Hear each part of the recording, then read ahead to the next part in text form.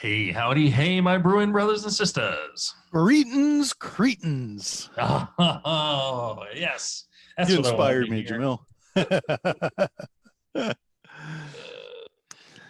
Jamil. Bringing back the Yes. oldies but goodies. You find a winner. Sometimes you just gotta stick with it. That's true. That's true.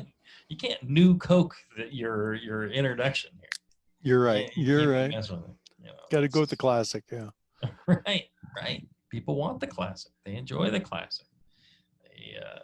They're fans of the history, the incredible history that we have built here over the past 16, 17 years, something like that. I don't know. Something like that, yeah. It's been a while. Who knows? I can't even remember back to those days. Yeah, I don't remember what year that was started. It was after meeting Justin in Florida. And so it'd been like 3 years after Florida, which was, damn, what year was that? God knows what that is. Yeah. Yeah, I don't know. 2004, I think. Maybe. I remember asking you. I was just like, "Look, we'll come do a show with me. We'll do a show. It'll be fun." Yeah. You're like, "Well, yeah, sure." And we just had Chris White on the last show.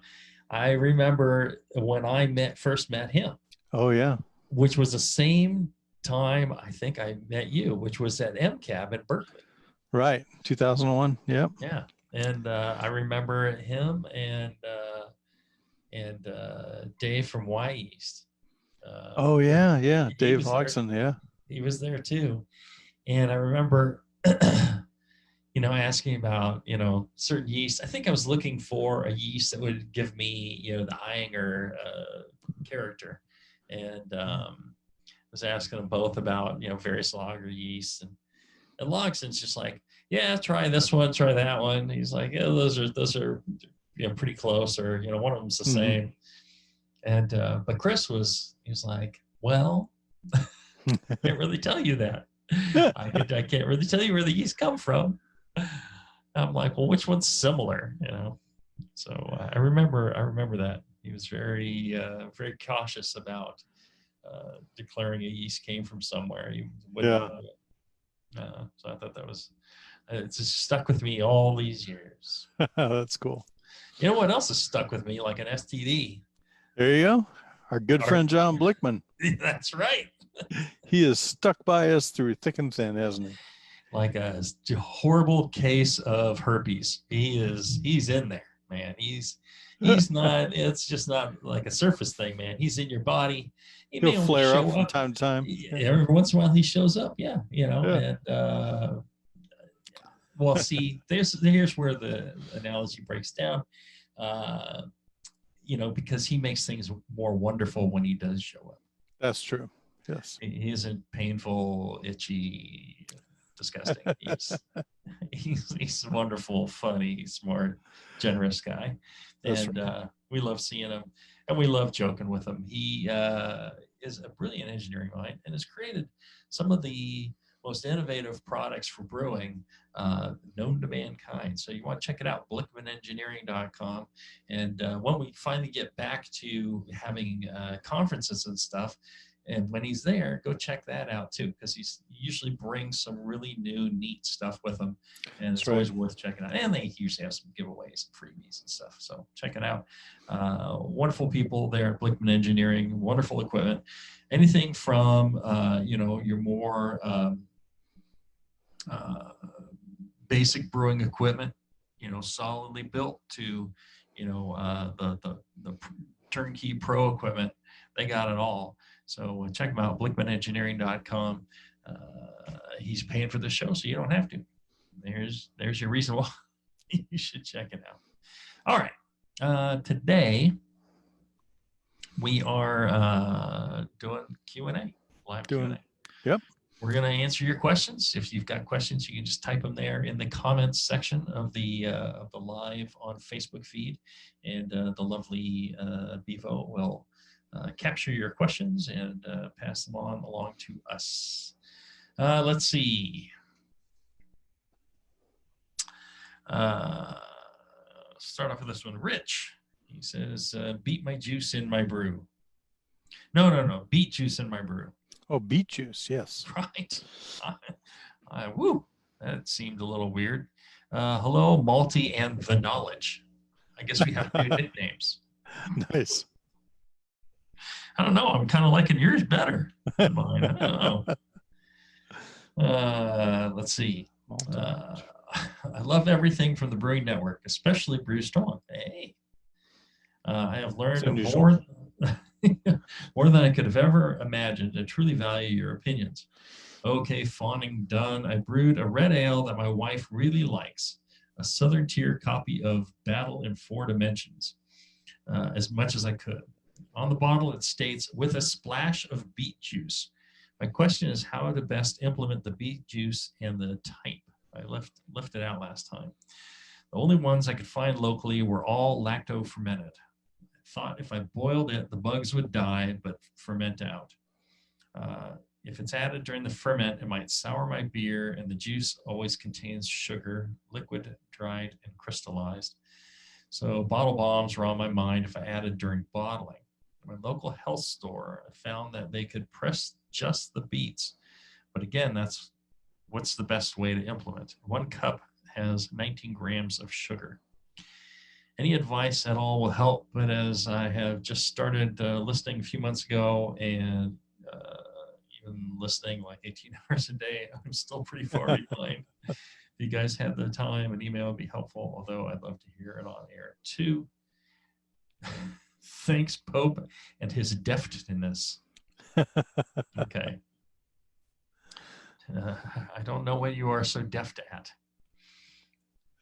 I don't know, but must be the witty quips. Yeah, must be it. Yeah.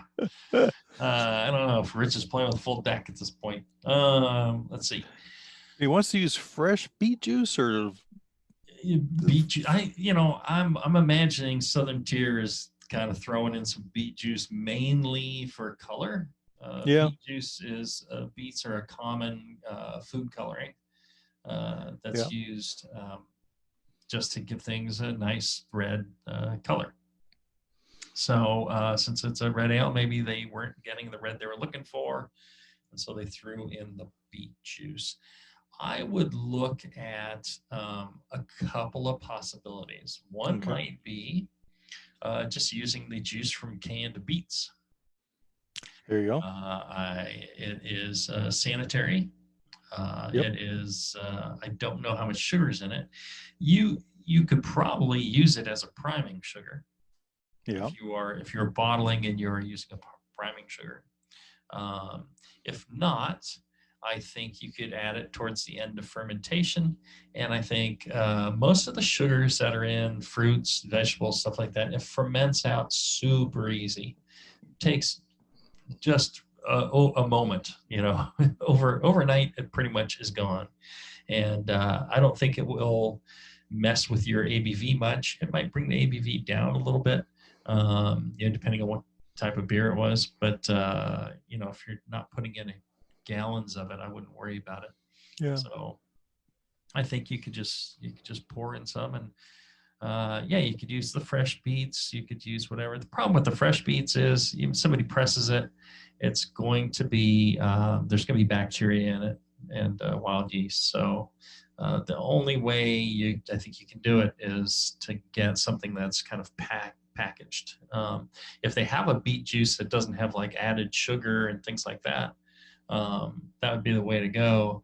But like I said, a can of beets, there's a lot of liquid in there usually. And well, you could puree them too and use it just like any other fruit towards the end of fermentation. Sure. Yeah, I don't think they're looking for a huge amount of sugar and flavor and color. I think they're just looking for the color boost. So that would be interesting. Yeah. I don't know. I've not used. I don't think I've used beets in a beer. I might have. Nothing's coming to mind at this point. Have you ever used beets? No. No. I mean, I grew up in Michigan where we made sugar locally from sugar beets, and it stank when they processed them. So it's one of those things I've just never wanted to pursue. Huh. Yeah. Okay. All right. Okay. Yeah. Let's see here. Another question from Zach. He says about fading maltiness. He says, "Hello, big fan of your show. Just wanted to ask a quick question. Every lager I've brewed, all German styles, has had a great malty flavor on the first sip. Everything that I was looking for in that beer. Unfortunately, subsequent sips yield a weird crispness that can only be described as a vague sweetness and hop bitterness with no real hop or malt character. Is this a flaw in my beer, lacking enough malty intensity, or my palate? For what it's worth, it seems like the malt flavors come forward when some of the carbonation escapes. Beer doesn't seem overcarbed. I've changed my yeast strains, tried decoction mashing. At least I think that's it. Decoration Okay. mashing. So decoction. Spell checking. Autocorrect. Yeah. Autocorrect. Yeah. Low dough brewing, all to no avail. What are your thoughts? It's a loss in maltiness from the first sip to the last. Right. First sip as opposed to the second. Yeah. Yeah. First to the second. So, but it's not a matter of the beer aging in the keg, or this beginning of the batch to the end of the batch. It's as he's drinking it. Right. Which, I mean, you would have to think that it's palate related. Yeah. But palate fatigue, maybe. But it could be, there's something there in the beer that is, on the first sip is fine, and then it's kind of you've got to be binding with receptors in the tongue, and then and that's why it's changing. Yeah. So what would that be? I mean, you would think, well, okay, any flavor that you get. I don't know if this is really true, because I'm sure there's exceptions to it, but any flavor that you intake in your mouth, pretty soon, sensory wise, you become kind of numb to that. And so it seems less the more you go. And if you were to, it's like that first piece of pizza tastes fabulous. And then, by the time you finish the entire pizza, you're not noticing it as much. You're just hammering it in because you're a disgusting fat pig. But if you were to have another pizza the next day, it's every bit as wonderful again. Your palate gets a chance to recover. I would try a couple of things. I would, maybe try some water in between, maybe a cracker or something like that. Treat it as kind of like a beer judging thing. Also, send it into a beer competition and see what kind of feedback you get on it. The fact that he's saying that the malt flavors come forward when some of the carbonation escapes, then perhaps it is a little too much carbonation. He says it isn't too much, but that might be. It might be a possibility that he is, looking more for malt sweetness versus actual malt character. Yeah. So when he's talking about maltiness, a lot of times people talk about maltiness as a sweetness in the beer. And if, you have something sweet, and then after a while, very quickly, it doesn't seem sweet anymore. Right. And that's generally the first to the next. This is a weird crispness that can only be described as vague sweetness and hop bitterness. No real hop or malt character. See, that I would think would be maybe, Carbonation. or water related, or, acids related. Yeah, yeah. He doesn't say, but I wonder if he's eating things with it when he's drinking the beer, because Mhm. that could, affect Definitely. Right, right. palate. Um, but if moving on to possible contamination, Mhm. um, a little bit of lactic acid may trigger some of those flavor perceptions. Diastaticus certainly pulls maltiness out of a beer if it Mhm. goes on. Mhm. Um, hmm. Yeah, I don't know. It'd be interesting to hear back from him, get some more details, uh, batch differences, time differences, anything he notices like that as well. Right. Right. Yeah. Zach, let us know. And, hand that beer to a few other people and see what their Yeah, take on it yeah. is. Another thing you might try is buy some classic German beers that are in good shape and drink them side by side and see if you see the same thing happen or it's different with your beer. Um, so that'll tell you, palate wise, maybe your palate's just fine, and there would be something with the beer, and then we got to do a lot more investigation and figuring it out. Yeah. All right, let's take a short break. When we come back, we got more of your questions right after this. All right, we're back. We're taking your questions today.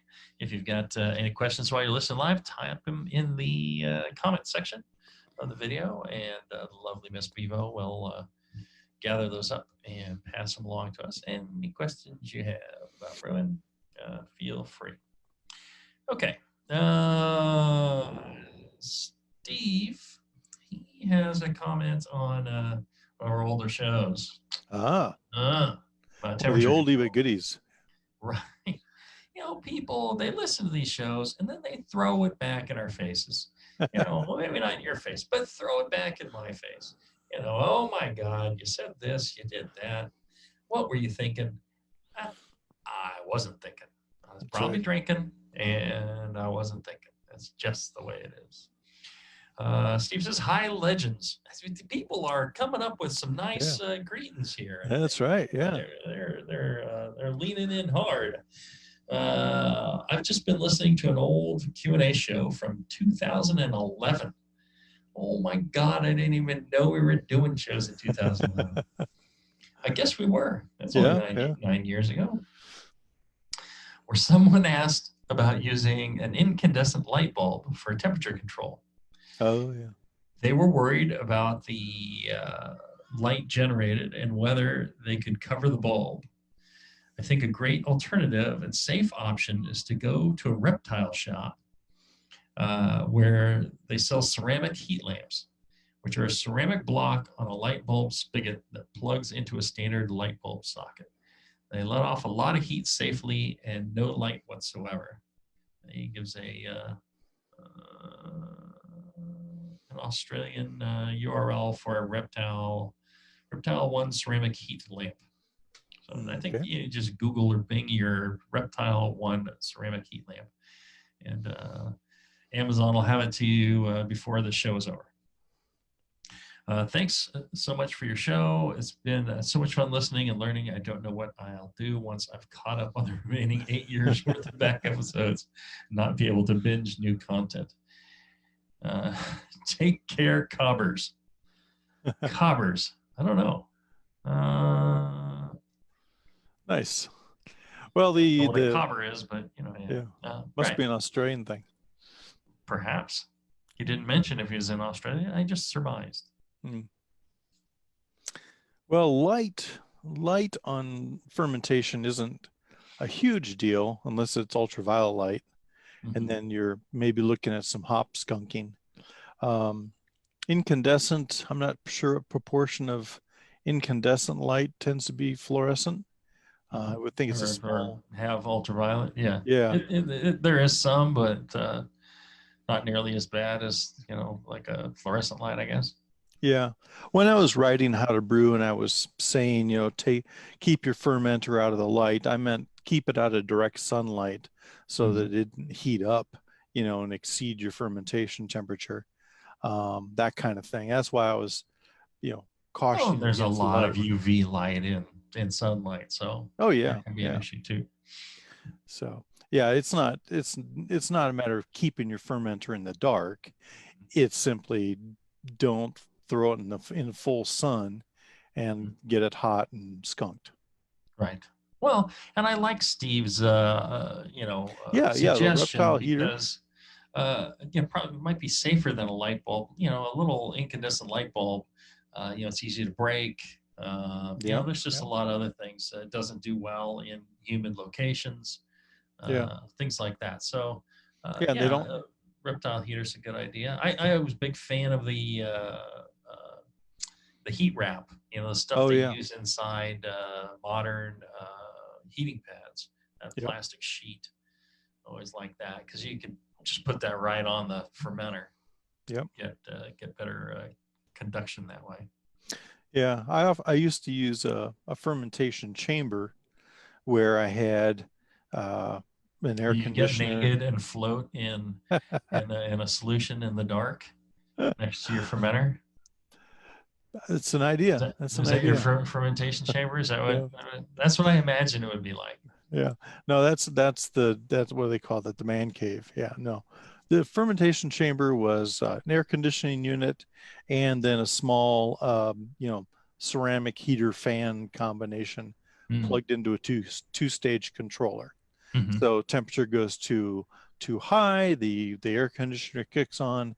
Temperature goes too low, the heater would kick on and Hmm. circulate the air. So I could maintain the chamber in a very narrow temperature range that way, and Hmm. that worked real well. Yeah, I used to at one point I made I would ferment lagers and ales pretty much side by side. I would have the fridge running to Ah, hit the lager temperature needed, but then just a heat wrap on the ale to keep it nice. at ale temperature, and then I would insulate that so it wasn't dumping a ton of heat into the box, but it would just keep it from getting too cold, Yep. and worked amazingly well. I was surprised that I could do two Yeah. beers side by side. So that's another possibility too. And a lot of creative stuff for I think doing the managing heat and cooling. Right. Um, you Right. know, and Yeah. Speaking of whatever you managing have. heat, I've often asked the Kvike guys, Oh, how do they ferment, at 95, 100 degrees Fahrenheit, mm-hmm, for these Kvike yeasts, and they often use a water bath and like an mm, aquarium heater in the water bath, mm-hmm, to maintain those temperatures, and that's a good solution. sure. I mean, I'm not sure you need to ferment really high, but But some of if you them want to. actually do better at 95 Mm-hmm, degrees. They it's a much more expressive, I guess, or fuller beer character at mm-hmm. 95, say, than 65 or 75. Um, but anyway, that's one question that had come up. There you go. All right. Eric was asking about zinc. He had some practical questions about zinc. He says, Jamil, I currently use Y-yeast beer nutrient that I believe has some zinc, but the amount is not specified. I'm wanting to improve my beers and eliminate excess fan as a variable by knowing how much zinc I add. You have mentioned you use zinc monohydrate instead of heptahydrate, but I can only find monohydrate available as a feed fertilizer grade. For an all malt wort, is zinc the only nutrient necessary? Does that apply to extract batches as well? What is your source? BSG lab supply for the monohydrate. At what percent adjuncts should I consider adding back diammonium phosphate or something else? In that case, should I use DAP plus zinc calculated separately versus Y yeast nutrient, for example? Thanks for all the knowledge you and John provide. Okay, number of questions in there. Yeah. Yeah. Let's start off with the monohydrate versus heptahydrate. Okay, so one of the reasons that you'd use monohydrate versus heptahydrate is you need like a fraction of it because there's uh, seven water So, molecules in the heptahydrate. There's only one in the monohydrate. So you can use either. Either is fine. It's just, you're buying more water when you buy the heptahydrate. For a commercial brewery, it was worth our time to track down a source of pharmaceutical grade monohydrate. We had to buy like 100 kilos. So we have a kind of a lifetime supply. I have been parsing it out to some of my brewing friends. Did I tell you the story of how I took a kilo of it to Sweden? no, you didn't. So to Don Magnus and Magnus, I think.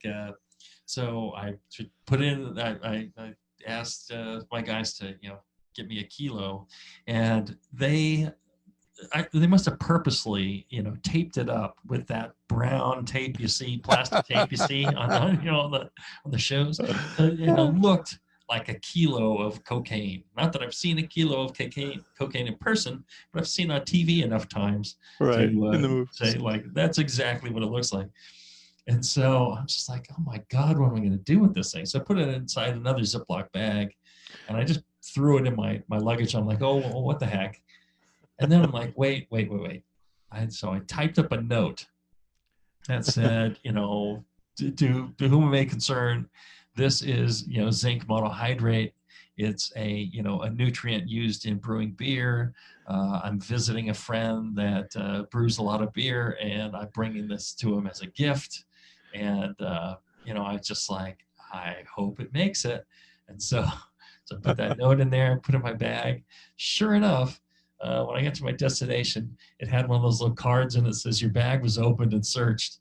And I could tell that they had, taken it out and looked at it.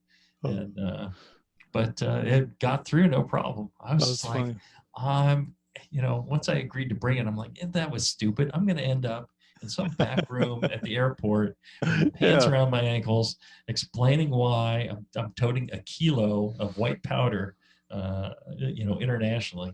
Yeah. But I'm like, I just got to declare what it is and hope that it goes okay.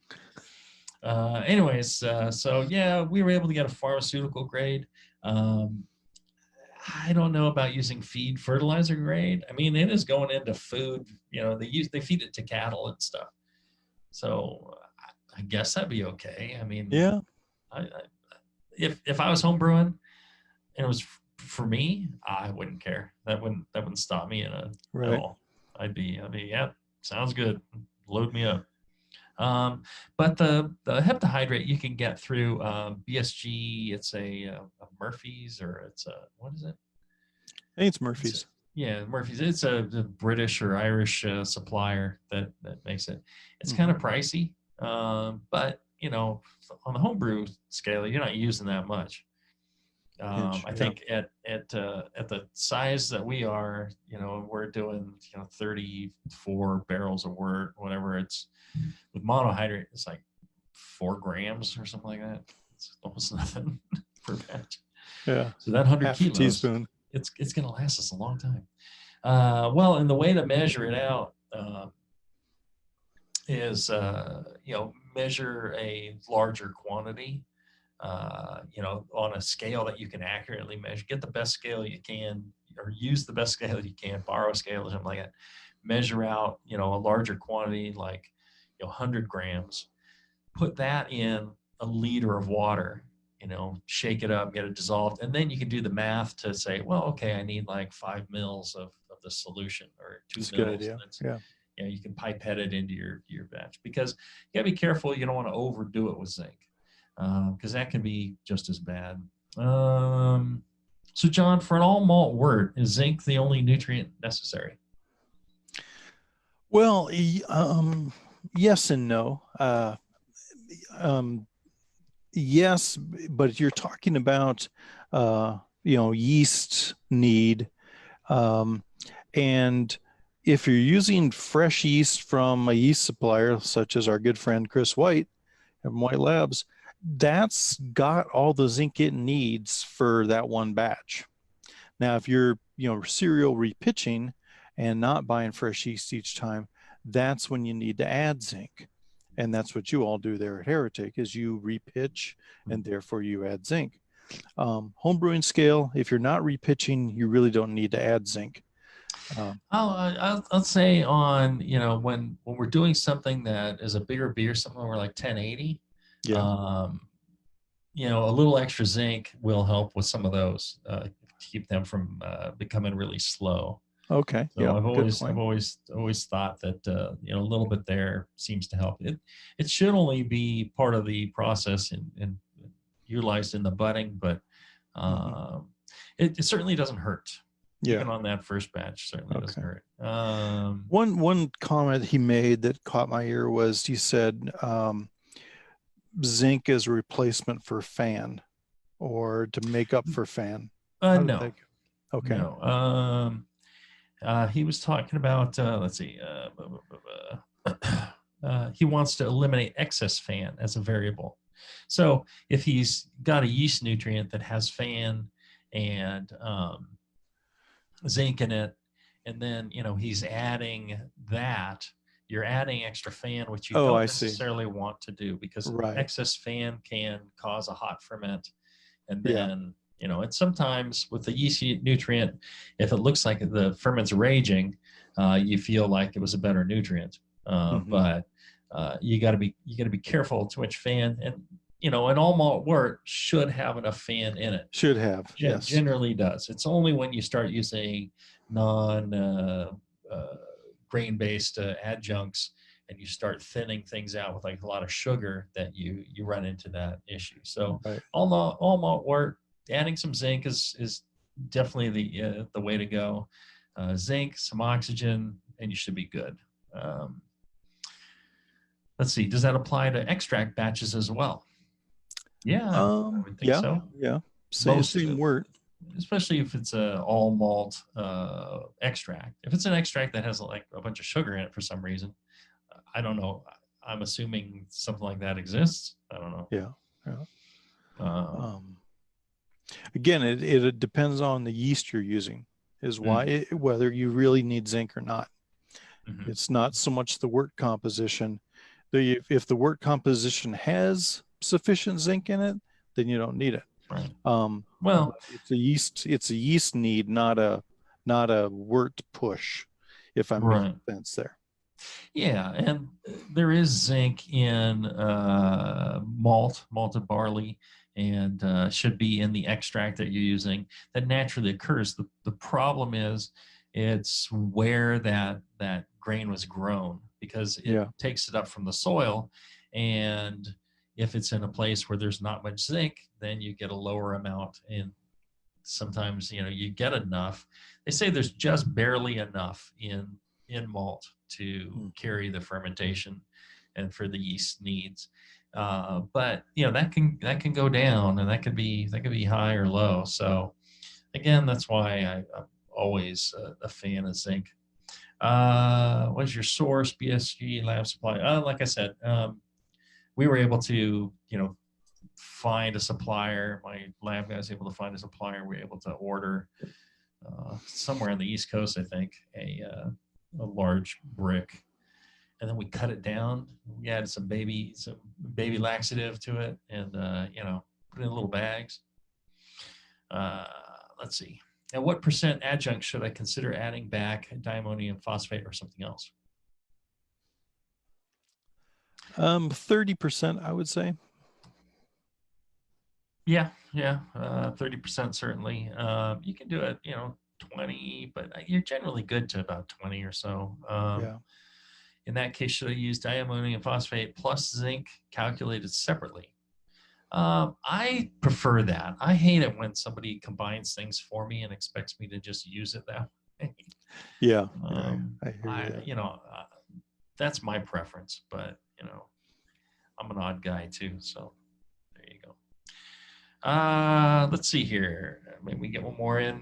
Brian is asking, I'm coming late to the party and I wanted to get your take on adding cocoa nibs and jalapeno peppers to a brown ale.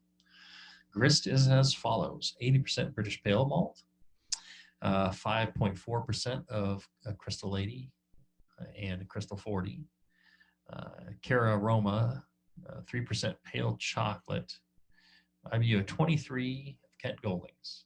The plan is, after fermentation, rest the beer on the cocoa nibs for several days, and finish by adding pepper for a kick at the end. Kick maybe at the end. Kick, I think. Sure. Just KIT. So what's your thoughts? He was gonna sit the beer on the cocoa nibs for several days.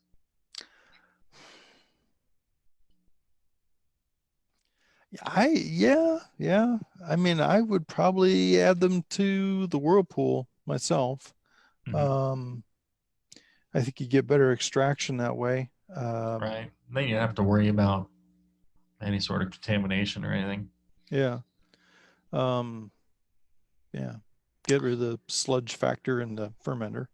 Right. The nibs. I mean, you can use cocoa powder too. That's fine. That's what they process nibs into. Yeah. Actually, I think cocoa powder is better than cocoa nibs. I mean, people tend to think, okay, less processed is better. But in the case of chocolate, the cocoa powder has been defatted. Mm-hmm. You don't have to worry about, oils going rancid and losing head retention. So, and even the woody bits that you get with the nibs, they have kind of a woody flavor and kind of a tannic character to them. Once you get rid of that, I mean, making cocoa powder is the process that they are using. They use to make chocolate. So it's the step in making chocolate that makes chocolate taste so good, and people want things to be chocolatey when they're adding cocoa nibs. So I'm not that huge a fan of cocoa nibs either. I think cocoa powder is great. Cocoa powder you find in the grocery store. Yeah, it's right there. Can of Hershey's. It's got like a half gram of fat in the entire tin or something. It's not much fat, and it tastes good. Yeah. Let's see. Yeah. And then the pepper at the end. Yeah. Give it a shot. I mean, keep notes and keep tweaking it until you get a perfect beer. Let's see. One more break. We'll take another short break, and when we come back, we'll have more of your questions right after this. All right, we're back. We are doing your questions live here on Facebook. If you do have questions and you're listening, feel free to just go to the comment section under that video and type in your questions, and the lovely Miss Bebo will pass those along as she sees fit. Paul writes, ask about sous vide. He says, hi guys, great show. You do good work over there. I've learned a lot from y'all. Any chance you do a follow-on show to Brew in a Bag, specifically a sous vide Brew in a Bag episode? I'm picking one up today. Seems like an economical alternative to an all-in-one system. Hey, thanks, Paul. He is Air Force retired. Very nice. Yeah, thanks for your service there, Paul. Yeah. In fact, my friend of mine, Doug Piper, has been doing sous vide Brew in a Bag. And how does that work? I mean, the Brew in the Bag's a mesh bag that you put all your grains in. You put all the water in your boil kettle, and then you add your water. And then how does the sous vide part fit in on that? Well, the sous vide is nice in that what it is, it's essentially a heat stick with a fan or a propeller on the bottom, so it circulates the water as it heats it. And so you can do your usual brew in the bag like on the stove in the kettle, But instead of turning the stove on from time to time to keep it warm, you just get your water up to strike temperature, Mm-hmm. and then set your sous vide at the mash temperature. Mm-hmm. Insert the bag, start the sous vide, and now you've got circulating heating to maintain that mash temperature. Mm-hmm. The nice thing about brewing a bag is the bag is containing the vast majority of your grain bits, Mm-hmm. so they're not clogging the intakes of the sous vide. Chop it up in the sous vide. Yeah, and not sticking and burning like some things can. Uh-huh. The sous vide heaters are fairly low density, Mm-hmm. and so you don't get a sticky mass on there or anything. They work quite well. And so the whole purpose is really just to maintain mash temperature. Yeah. Actually, I suppose you could use it to heat your water too. You can. You just put it in, walk away, and it'll just go up to whatever you've set the water to. And then when you come back, you drop in your grains, and you just use that to maintain temperature for your hour or however long your mash rest is. Yeah. And then yeah. And many of the sous vide manufacturers have apps for your phone.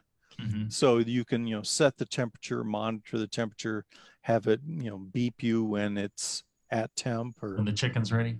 Yeah, when an hour's passed and everything like that. Yeah. So yeah, it is a kind of a nifty way to do it. Because I sous vide steaks and stuff like that, but I have not even considered using it for brewing. Yeah. Of course, I've got a different brew plant than I was using before. So, that's interesting. That seems like, well, and it's really not that far. What's funny is, my friend Matt Thomas, right? Oh yeah. Yeah. So at his house, he's got his automated, he's been building, brew temperature recirculation stuff for his brew kettle, and he's electric fired brewery. And every once in a while he'll sous vide something in it for dinner. Oh yeah. in his brewery stuff. He's like, yeah, might as well just use it for sous vide. So I don't know why I never made the leap the other direction, but there you go. Push sous vide to turkey when you're for Thanksgiving. Sous vide to turkey for Thanksgiving. That takes a large bag to fit a turkey. Yeah, I used a garbage bag, but put it right in the brew kettle, sous vide it right there. Yeah. Finished it under the broiler. Some of those garbage bags are not food grade, He's still alive. There are some chemicals that come off of those bags. It would explain a lot about Push's current mental state. I think I've seen his quarantine photos. Yeah, those are great.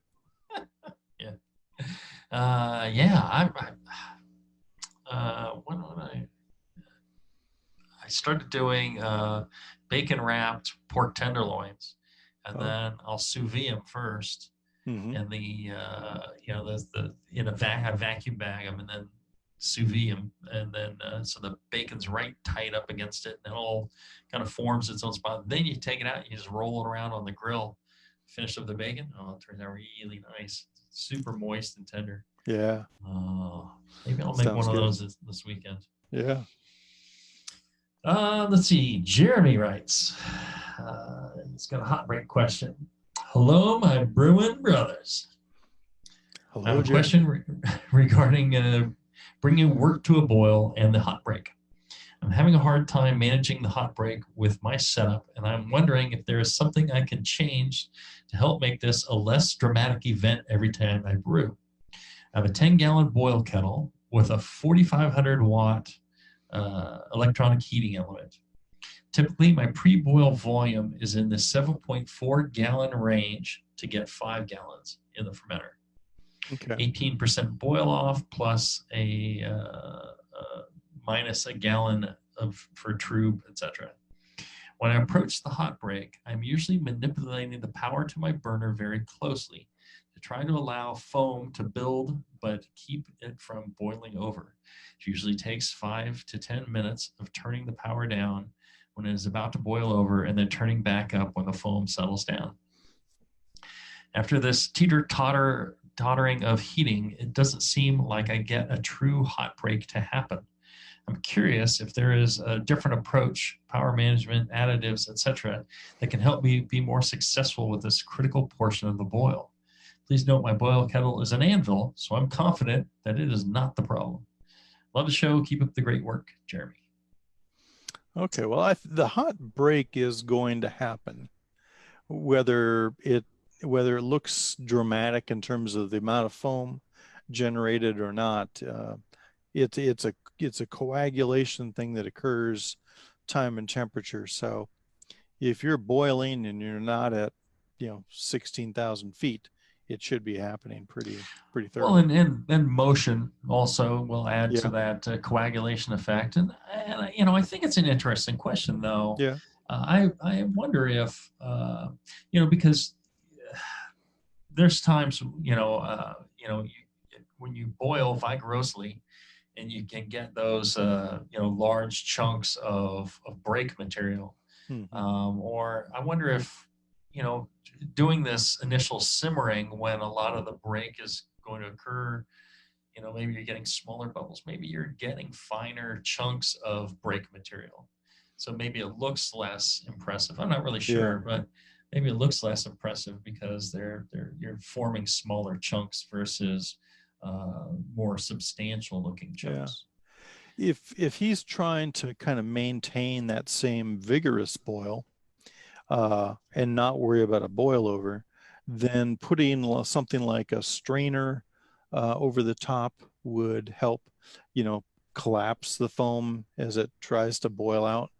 And that could prevent boil over for you. And you could touch it with something, the metal spatula, or a coil spring type of thing. You just touch that to the top, and that might be just enough to break it up, and then that might be easier than turning the temperature up and down. Spraying it with awesome. And water. Then there's spraying with water. That's what most craft brewers do. They just stand there by the kettle with the hose, or they get their kettle size correctly, and then they don't have to deal with it. Right. There you go. Right. And I see a lot of difference in break material based off of what kind of malt I'm using. Certain malts will really generate huge, chunky, curd, cheese curd looking, tofu looking stuff. Right. So that might be part of it. I think, like John's saying, I wouldn't worry too much. I think you do need some mechanical turnover of the liquid. As long as you're getting that and it's boiling, if you're getting some bubbles and vaporization, it doesn't have to be a wild, rough boil. It could be more what people would think is a simmer. As long as it's actually boiling and you're seeing little bubbles breaking on the surface and you're getting mechanical turning of the motion of the liquid moving around in the kettle, which causes those little proteins to bump together at the heat and coagulate and clump, and then that's you're getting the break material. And as long as you're getting clear wort at the end, I wouldn't worry too much. If you're not getting clear wort, then maybe that is the problem. Yeah. Let us know. There you go. All right, one more short break, and we'll wrap up with your questions right after this.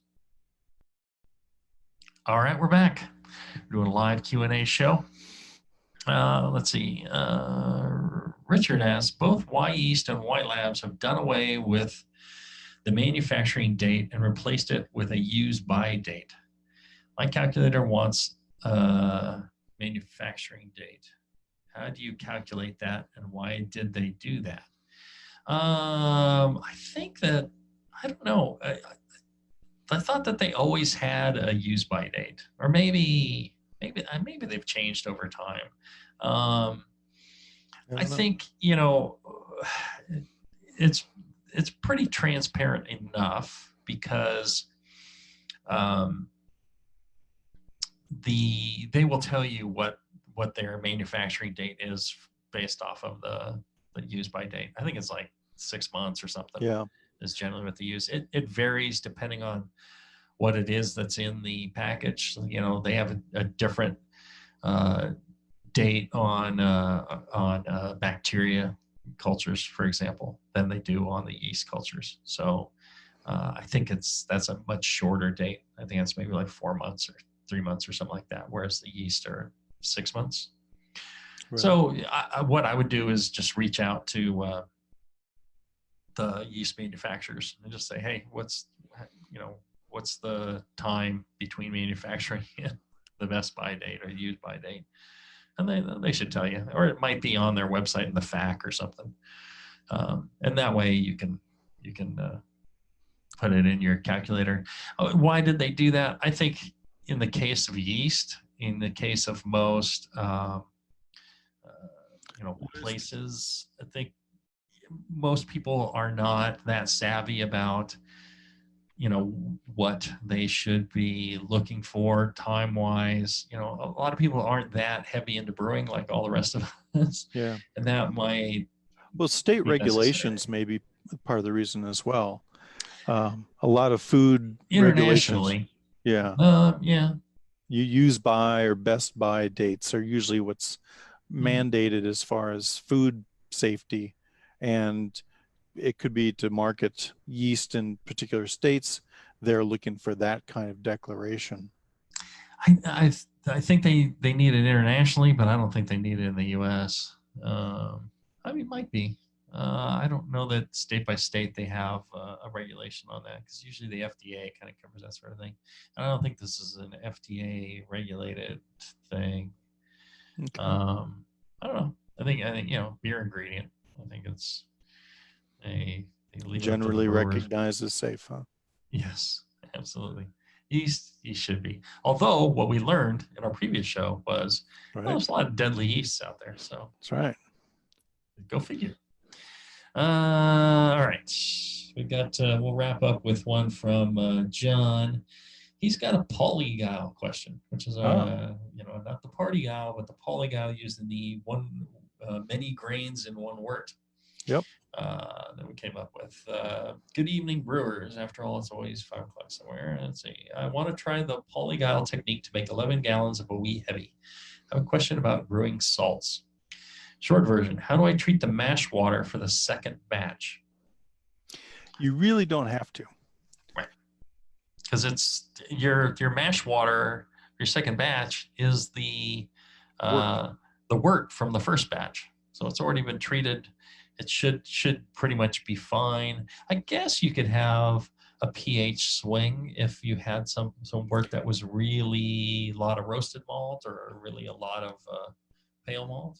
I did a porter mash, polygal, and stepped it up 3 times, and the pH did drop each time. By the third one, I was down at 4.9. All right. So it will drop, but just for a 1-step polygal, mashing with the previous wort, I'd have to look into how to brew, but I think it's only like a 0.1 drop. Well, and I think when we did something with more pale malts, we needed to add a little bit of lactic acid or phosphoric acid to just get the pH back, maintain the pH properly. So yeah, you might need to do that. And I guess it depends on you're not going to have to add more salts because your salts are already there, but you may have to adjust pH with an acid addition. But what if you need to keep the pH up? Should you start at a higher pH? Yeah, you could. Well, if you're doing a dark beer, then certainly you could start like 5.6, and so by the time you're done mashing, you're down at 5.2 or 5.4. Yeah. Right. You can start a little higher until allow for that. But Mm-hmm. generally, I would almost say you don't have to worry about it because the difference is not going to be that great. True. You're still within the guidelines. The process is extremely forgiving, and Yeah, yeah, unless you're way off on your pH, I wouldn't worry about it. I would just treat your water for your first uh, set of wort how you would as if you were just making that individually, and then just use your wort after that. You shouldn't have a problem with that. So there you go. Enjoy your polygiling. good way to make strong beers. It is. It is a lot of fun. That's something I'm Tasty. so glad we were a part of. I wonder Yeah. if there's any. There must be some commercial breweries doing it besides us. Yeah, I know St. Arnold's has done it. Oh yeah, Yeah, cool. All right. yeah. Well, that's a lot of fun. All right. Well, this was a nice, enjoyable way to spend the day, John. It was Chris Ryan on the previous show, and always good to see fascinating. him. We Yeah. could talk to him for hours and hours. Oh yeah. We always find some interesting things to say, and Good friend. and some great questions today. And thank you to our great sponsors, Blickman Engineering, blickmanengineering.com. Check them out. Send a nice email to John Blickman for me, feedback at blickmanengineering.com. He actually checks all those emails, and he has commented on the nice emails he's gotten from you guys. That's right. Expressing your gratitude that he's paying for the show. And you got to keep doing it. If you want another 15 years out of us, somebody's got to pay for it, and it's John Blickman. And check out our friends at Brew Chatter as well. Good folks. They're up there in Reno, Sparks, and they've got a great homebrew shop with lots of goodies there. So go check them out. And until then, everybody, brew strong. Brew strong, everyone.